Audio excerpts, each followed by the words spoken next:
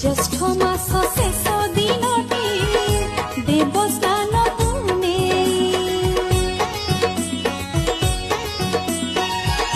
জ্যৈষ্ঠ মাস শেষ দিনটি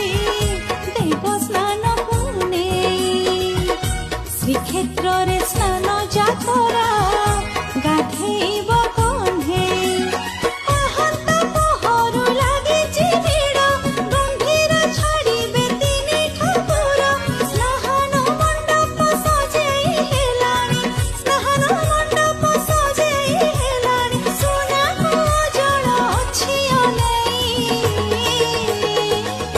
দেবস্নান